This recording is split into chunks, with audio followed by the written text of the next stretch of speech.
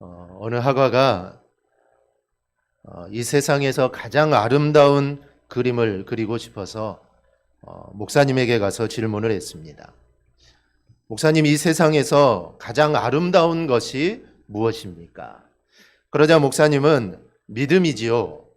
믿음은 우리에게 희망과 꿈을 주고 예배를 통해 기쁨과 찬양과 감사가 넘치게 하니 믿음이야말로 이 세상에서 가장 아름답습니다 라고 대답을 합니다. 또 그 화가는 이제 갓 결혼한 한 신부에게 동일한 질문을 던집니다. 그러자 이 신부는 사랑이지요. 사랑은 가난도 부유하게 하며 눈물도 달콤하게 만들고 적은 것도 많게 만들지요. 사랑 없이는 아름다움이라는 있을 수가 없습니다. 그 화가는 또 한 지친 병사에게 가서 똑같은 질문을 합니다. 그러자 그 병사는 평화가 이 세상에서 가장 아름답고 전쟁이 가장 추하지요. 평화를 발견하는 곳에서는 반드시 아름다움을 발견할 수 있을 것입니다. 이렇게 대답을 합니다. 이 세 분의 대답을 들은 화가는 믿음, 사랑, 이 평화, 이것이 이 세상에서 가장 아름다운 것인데 그러면 이것을 어떻게 내가 그릴 수 있을까? 이런 고민을 합니다. 그리고 고민을 하며 집으로 돌아온 그 화가는 자기 아이들의 눈 속에 믿음이 있고 자기 아내의 눈 속에 사랑이 있고 그리고 사랑과 믿음으로 세워진 그 가정에 평화가 있음을 보게 됩니다. 그래서 이 화가는 이 세상에서 가장 아름다운 것으로 바로 가정을 그리게 됩니다. 아침에 집을 나가 각자의 일에 터전에서 활동했던 사람들이 저녁이 되면 누구나 할 것 없이 자신의 가정으로 돌아갑니다. 이 세상에서 돌아가고 싶거나 돌아가야 할 가정이 있는 사람은 바로 행복한 사람입니다. 하나님께 태초에 천지를 창조하시고 또 남자와 여자를 만드신 후에 그들에게 주신 가장 큰 축복의 선물이 바로 이 가정입니다. 그러므로 가정을 잘 가꾸는 것은 우리의 사명이요 또 행복한 삶을 소유할 수 있는 이 비결이다라고 할 수가 있습니다. 그럼 어떻게 가정을 가꿔야 우리가 행복할까요? 어느 동네에 두 집이 이웃에 살고 있었습니다. 그런데 한 집은 시부모를 모시고 사는 대가족이었고 한 집은 젊은 부부만 사는 그런 단란한 가정이었습니다. 그런데 이상하게 이 대가족을 이루고 살아가는 이 가정은 항상 화목하고 가정에서 웃음이 끊이지 않는데 부부만 사는 이 가정은 항상 부부싸움이 잦았습니다.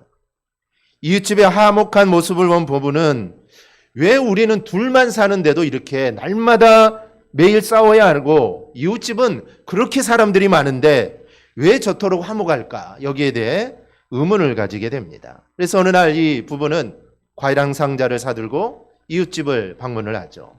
다과를 나누며 그 이유를 묻습니다.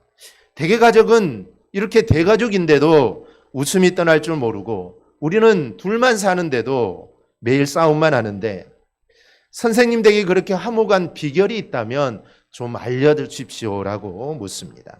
이웃집 주인은 이렇게 대답합니다.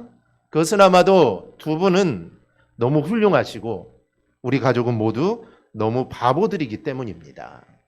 그 말을 들은 젊은 부부가 되묻죠. 아니 그 말씀이 무슨 뜻입니까? 그러자 집주인이 말하기를 예를 들어 오늘 아침에 있었던 일입니다. 제가 출근하다가 실수로 물을 엎질렀습니다. 그때 저는 아내에게 내 주위로 물을 엎질렀으니 미안하다고 하면서 용서를 청했지요. 그러자 아내가 아니에요 하면서 생각이 모자라 물그릇을 거기에 둔 내가 놓았으니 저의 잘못이에요 라고 하면서 오히려 저에게 용서를 구했습니다. 그런데 옆에 계시던 저희 어머니께서 아니다. 나이살 먹은 내가 그것을 보고도 그대로 두었으니 내가 잘못이다. 이렇게 하셨습니다. 이렇게 서로가 서로를 위해 바보가 되려고 하니 싸움을 할 수가 없습니다. 라고 이렇게 말을 합니다. 이야기를 들은 이 두 부부는 어제 싸웠던 일이 생각이 납니다. 네가 잘못했다. 네가 잘못했다. 서로 다른 사람이 잘못했다라고 싸웠던 그 모습을 보면서 그들은 크게 뉘우쳤다라는 것입니다. 이 사람에게는 보통 하루에 약 300~400개의 암세포가 생겨나는데 마음이 어둡고 어두우면 이 암세포가 활발하게 활동을 하지만 마음이 밝으면 이 정상세포가 활발하게 활동하면서 암세포가 점점 소멸해 간다고 합니다. 즉 아무리 힘들어도 우리가 기쁨을 잃지 않으면 어떤 어둠의 세력도 우리의 영혼과 우리의 육체를 지배하지 못할 것입니다. 가정의 소중함, 그리고 이 가정의 소중함을 알고 행복한 가정이 되기 위해서 더욱더 노력하는 우리 대강의 모든 가정들이 되었으면 좋겠습니다. 우리 인생은 참으로 고민이 많습니다. 그런데 이 청년의 때는 정말 어느 때보다 고민이 많은 시기입니다. 아직 공부를 다 마치지 못한 청년들은 더 어렵고 난해한 공부를 또 해야 하고, 또 취업해야 할 청년들은 마치 전쟁터와 같은, 그래서 이 취업 전선이라고 하는 곳에 뛰어들어서 또 직장을 얻어야 되는 그런 또 고민들이 있습니다. 사회 초년병인이 사회의 생리를 비롯하여 사회에서 살아나는 법도 또 배워야 하고, 가정에서 이제 독립할 나이가 되어가니 경제적으로 또 심적으로 독립을 준비하고 또 실행해야 합니다. 그러니 이런저런 고민이 청년 때는 많아질 수밖에 없습니다. 그런데 그 어떤 것보다 큰 고민은 이제 가정을 이루어야 할 나이이기에 겪는 고민입니다. 사귀는 사람이 없으면 어떤 사람을 만나야 하고 언제 만나야 할 것인지, 과연 나에게는 이 배필이 있을 것인가, 또 이런 고민들이 많아지게 됩니다. 이 사귀는 사람이 있어도 고민은 마찬가지죠. 내가 과연 이 사람과 내가 평생을 같이 할 수 있을까? 내가 이 사람의 허물과 또 단점을 내가 인내하고 내가 보완해 줄 수 있을까? 내가 끝까지 사랑하며 내가 이 사람과 살아갈 수 있을까? 이런 고민들을 하게 됩니다. 그럼 결혼을 하고 가정을 이루면 고민이 줄어들까요? 아닙니다. 결혼을 해도 이제 보다 더 행복한 가정을 만들기 위해 더 많이 고민하고 또 노력을 하게 됩니다. 그런 의미에서 오늘 말씀을 통해 어떻게 행복한 가정을 만들 수 있을까, 여기에 대해서 우리가 함께 좀 살펴보려고 합니다. 행복한 가정을 만들기 위한 말씀을 나누려면 먼저는 행복이 무언가를 알아야 되고, 그리고 행복한 가정의 모델을 찾아야 합니다. 그래서 오늘은 이 수냄 여인의 가정에서 행복한 가정의 그 모델을 함께 좀 살아보려고 합니다. 여러분이 생각하는 행복이 무엇입니까? 내가 생각하는 행복들이 있을 것입니다. 이게 이루어지면 나는 참 행복할 것 같다라는 그런 생각들을 많이 갖는데, 이 사전적 의미의 행복은 생활에서 충분한 만족과 기쁨을 느껴 흐뭇한 상태가 바로 행복입니다. 그리고 한자로서 한자 이 행자는 두 개가 합쳐진 것인데 일찍 죽다, 또 하나 거여가다라는 두 개가 합쳐진 합성어입니다. 그래서 이 행자라는 것은 일찍 죽는 것을 면하는 것이 행, 곧 다행이자 행복한 일이라는 것입니다. 이런 의미에서 우리가 본다면 우리가 지금 살아있다는 것이 바로 행복입니다. 살아있는 게 행복이죠. 그리고 이것을 깨닫는 자가 내가 오늘도 살아가고, 오늘 내가 아침에 눈을 떠서 오늘 하루를 시작하고 내가 살아있다는 것, 이거를 깨닫는 자는 늘 행복을 느낄 수 있습니다. 옛날부터 철학자들은 이 행복이라는 것을 어떤 감각적 욕망의 충족에서 찾지 않았습니다. 무언가를 즐기고 무언가를 누리고 내가 무언가를 소유한 것에서 행복하다 말하지 않았습니다. 철학자들은 지성과 신앙을 충족시키는 것이 진정한 행복이다라고 이야기를 하죠. 즉 욕망에 현혹되지 않는 마음의 평정 상태를 누리는 자가 진정한 행복한 자다라는 것이죠. 그런 의미에서 볼 때 오늘 수냄 여인의 가정은 행복한 가정임에 분명합니다. 그들은 하나님께서 기뻐하시는 선한 일을 행하기에 그들은 최선을 다했습니다. 또 선한 일을 할 수 있음에 그들은 감사하고 기뻐하는 사람이었습니다. 선을 행하면서도 감사하지 못하는 사람이 있죠. 선을 행하고 기뻐하지 못하는 사람들이 있습니다. 그런데 이 가정은 선을 행함으로 기뻐했다는 것이죠. 선을 행할 수 있는 내 조건이 됨에 인해서 그들은 늘 감사했다는 것입니다. 또한 그들은 그 선한 일로 인해 왕이나 높은 사람에게 무언가를 부탁할 수가 있습니다. 선한 일을 많이 했으니 무언가를 부탁할 수 있지만 그들은 이를 정중하게 거절할 만큼 오늘의 모습을 족한 줄로 알고 감사하는 사람이었습니다. 또한 그들은 누구보다 하나님을 사랑했고 어떤 상황 속에서도 하나님을 신뢰하는 신앙인이었으니 이들은 참으로 행복한 사람이다라고 말할 수 있습니다.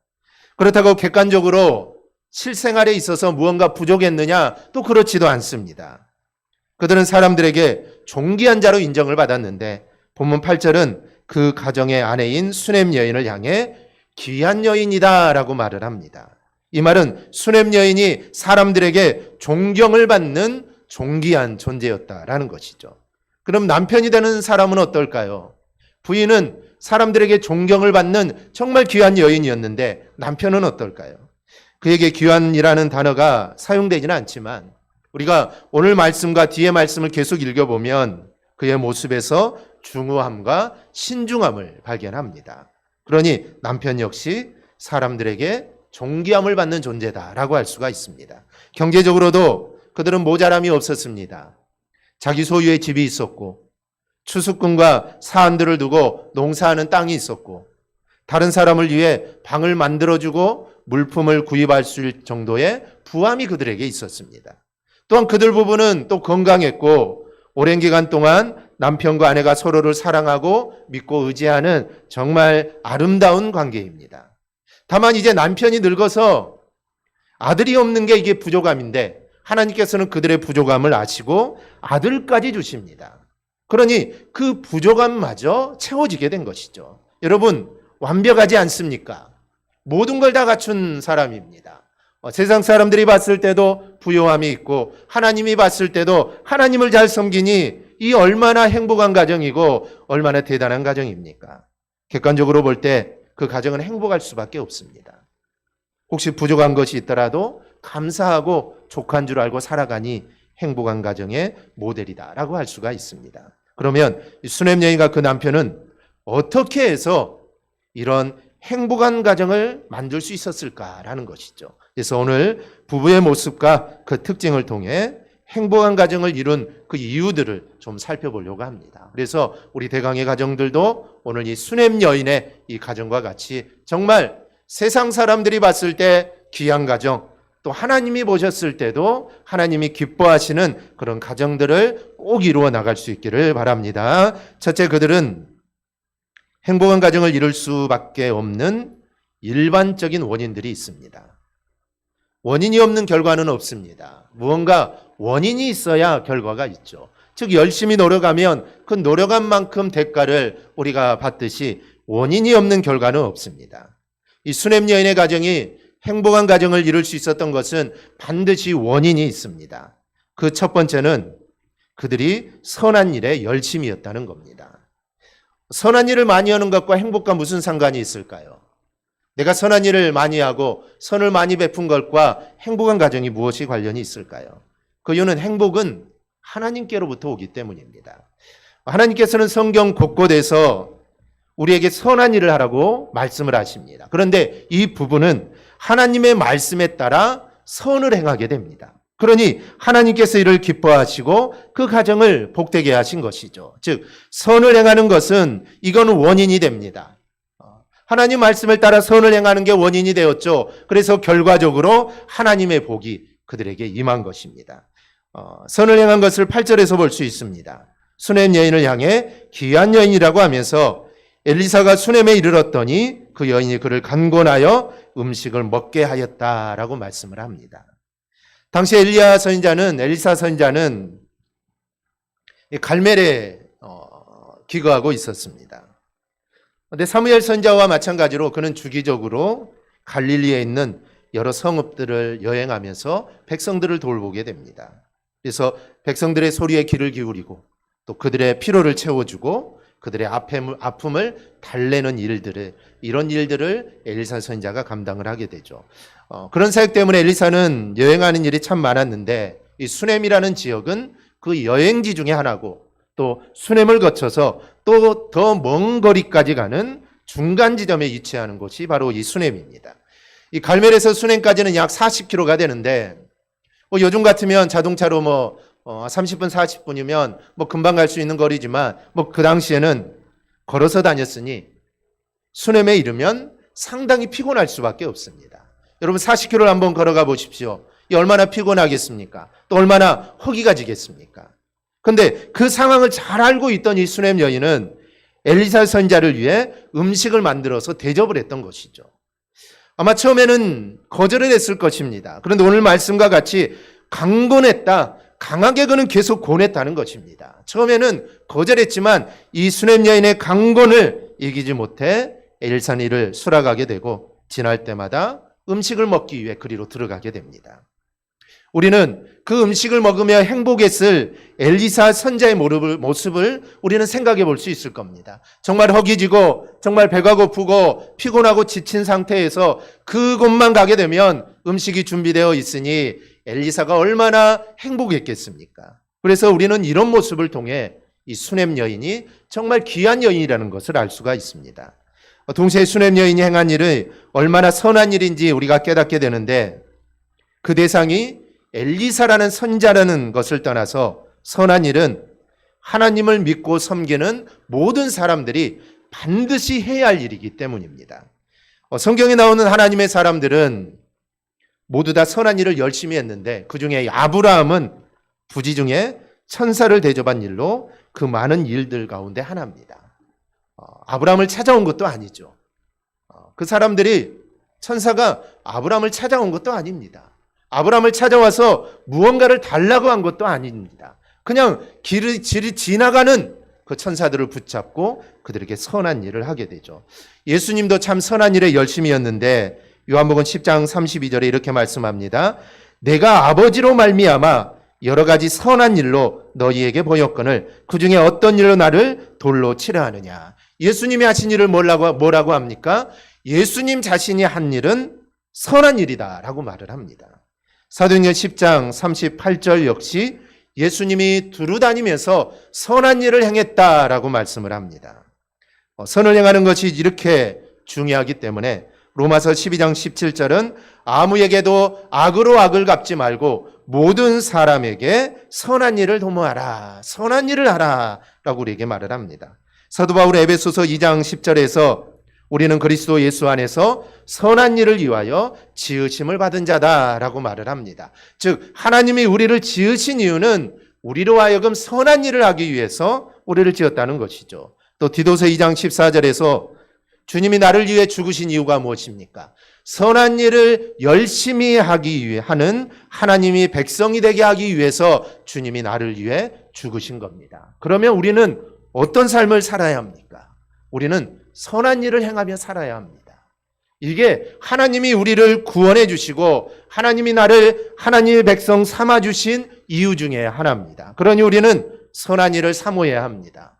나에게 선한 일이 생길 때만 선한 일이 하는 것이 아니라 내가 어떤 선한 일을 할 수 있을까? 내가 선한 일을 할 만한 일이 무엇일까? 그래서 아브라함은 지나가는 사람들을 붙잡아서 그들을 대접했던 것입니다. 그래서 내가 선한 일을 할 일이 무엇이 있을까? 우리는 사모해야 하고 또 선한 일을 행할 능력을 갖추어야 합니다. 내가 능력이 되지 않으면 선한 일을 할 수 없는 것입니다. 그래서 능력도 갖추어야 하고 그 선한 일에 우리는 힘써야 하는 것입니다. 그런데 수넴 여인은 지나가는 엘리사 선지자를 대접하는 것으로 끝나지 않았습니다. 그녀는 그를 위하여 작은 방을 만들고 필요한 물품을 준비하게 됩니다. 식사만 하고 가는 것이 아니라 식사 후에 편히 쉴 공간을 마련한 것이니 그가 참으로 선한 일에 얼마나 열심이었는가를 우리가 알 수 있습니다. 우리도 정말 선한 일에 열심을 다하기를 바랍니다. 그냥 선한 일이 생겼을 때 그 일을 행하는 것도 참 좋지만 정말 선한 일을 사모하고 내가 어떤 선한 일을 할 수 있을까? 이것을 생각하고 또 고민하고 우리는 열심을 해야 합니다. 그러면 원인 없는 결과가 없듯이 우리가 선한 일을 행하는 원인이 생기면 하나님은 반드시 우리의 가정에 행복을 주실 줄 믿습니다. 수넴 여인의 가정이 행복할 수 있었던 두 번째 요소는 서로 간의 대화와 신뢰가 있었다는 것입니다. 수넴 여인은 엘리사 선지자를 위해 방을 마련하려고 할 때 남편과 상의를 하였고 남편의 도움을 받게 됩니다. 남편에게 알리지 않고 어떻게 그런 일을 할 수 있느냐? 우리 집에 방이 세계가 있는데 방 하나를 다른 사람에게 옛날같이 하숙을 주거나 그렇게 할 때 그냥 마음대로 할 수 있는 건 아니죠. 당연히 남편과 아니면 아내와 상의를 해서 해야 합니다. 그 일이 아니더라도 오늘날은 대화가 없는 부부들이 참 많습니다. 대화라는 것은 상대방에게 자신의 마음을 알리고 자신이 어떤 지금 상황에 처해 있는가를 알리게 되고 동시에 상대방의 마음과 상황을 알게 되는 게 바로 이 대화입니다. 부부가 서로의 마음과 상황을 알면 내가 어떻게 대처를 해야 되는가를 알게 되고 또 필요를 채워주고 그 채움을 받음으로 또 사랑이 돈독해집니다. 또한 대화는 불필요한 오해를 만들지 않습니다. 그리고 최선의 가정을 만들어가는 출발점이 바로 이 대화입니다. 무엇보다 진실한 대화는 서로에게 신뢰를 가지게 하죠. 그래서 신뢰는 행복한 가정을 만드는 가장 중요한 요소 중에 하나입니다. 만약에 모든 것이 다 갖추어져 있습니다.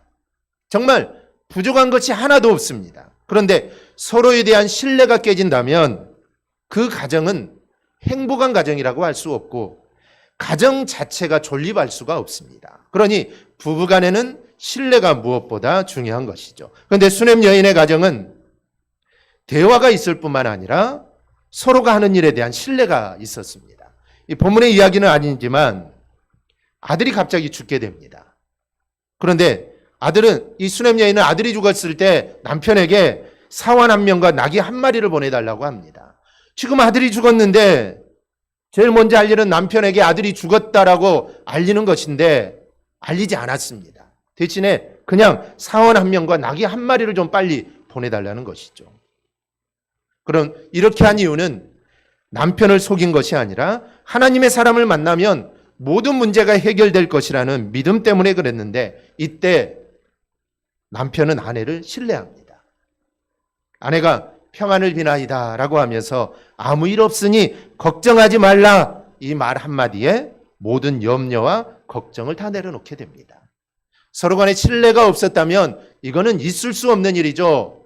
이거는 대판 싸움을 하든지 아들이 죽었는데 선지자한테 달려가는 게 말이 됩니까? 아들이 죽었으면 먼저 알리든지 해야지 그거를 하지 않았는데 이거 대판 싸움이 날 일인데 이 가정은 그러지 않았습니다.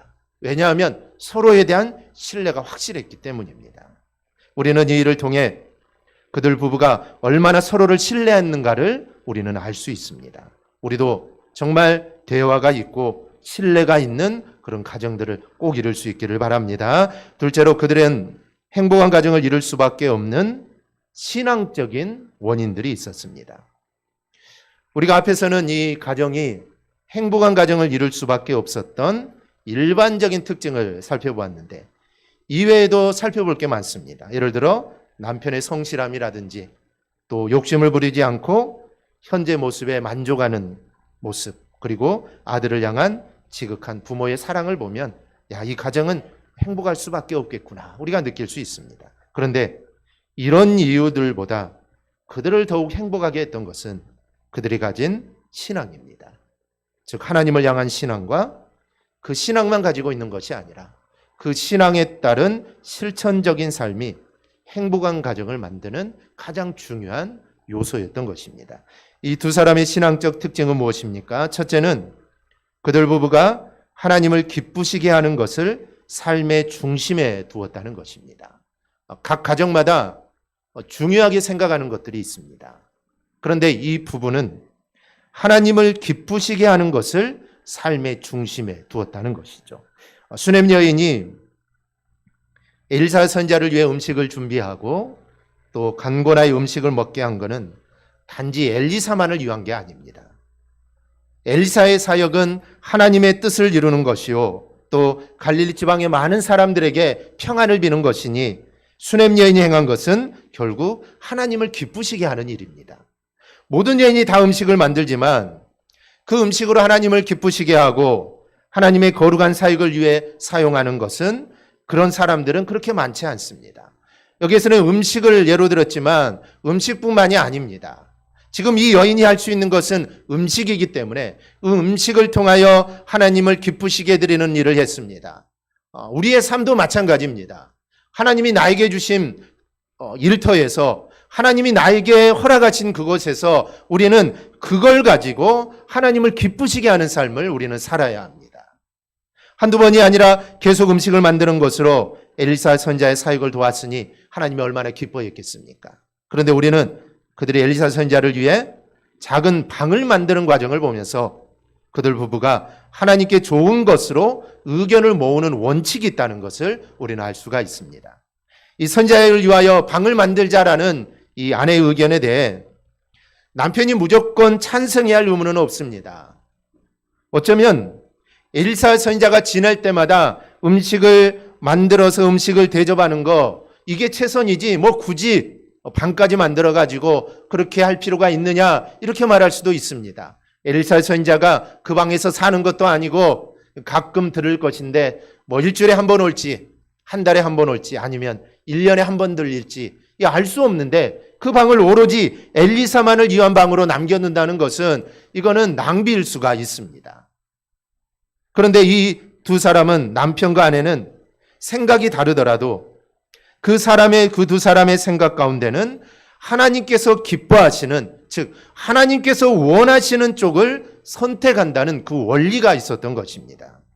그들 두 사람은 신실한 신앙인이었기 때문에 선지자를 위하여 방을 만드는 거 이게 하나님께 좋은 것이요 하나님이 기뻐하시는 일임을 알았습니다. 선지자가 길을 가다가 잠시 쉬게 되고 거기에서 잠을 청하게 되고 또 거기에서 편지를 쓰게 되고 교회들에게 보내는 편지를 쓰게 되고 이 일은 하나님이 기뻐하시는 일이구나. 그러니 이 방이 자주 쓰이지는 않겠지만 이 방을 마련하는 것이 하나님 기뻐하시겠구나. 그래서 이 둘은 거기에 합의합니다. 거기를 그렇게 하기로 결정을 하게 된다는 것이죠. 혹시 그것이 마음에 들지 않을 수 있습니다.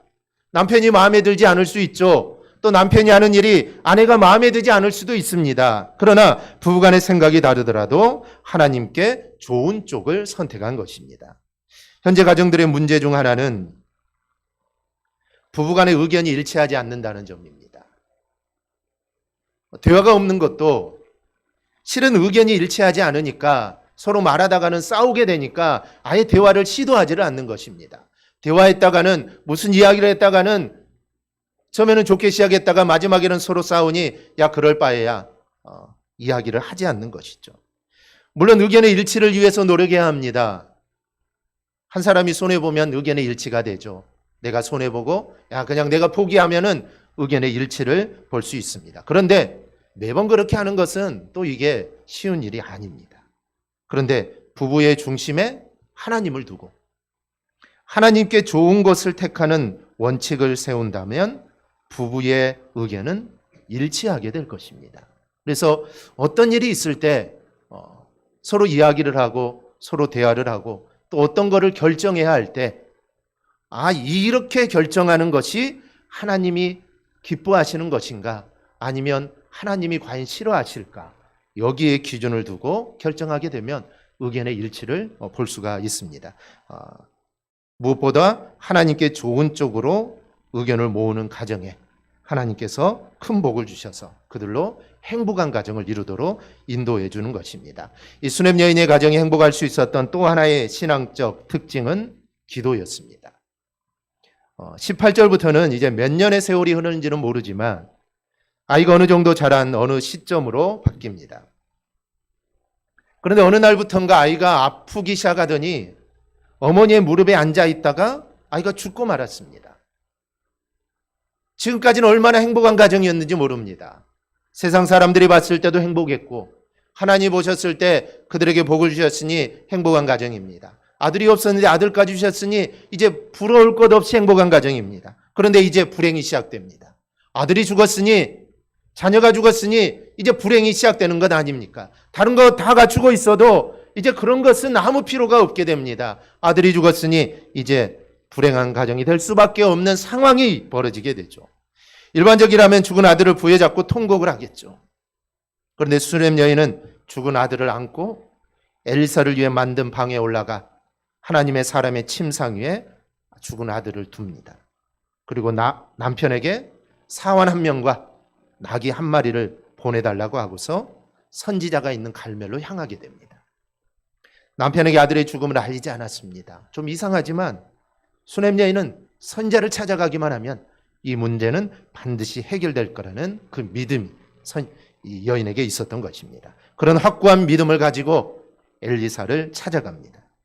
아들이 죽음이라는 정말 인간의 힘으로는 이제 어떻게 할 수 없는 상황입니다. 다른 것들이야 인간의 힘으로 좀 해결해 볼 수 있지만 아들의 죽음, 인간으로는 해결할 수 없는 상황입니다. 그런데 이 상황에서 오직 하나님만이 이 문제를 해결할 수 있음을 믿고 하나님을 전적으로 의지한 것입니다. 결국 하나님께서는 그녀의 믿음과 간청을 들으시고 엘리사의 선자의 기도에 응답하셔서 죽은 아들을 살려주셨습니다.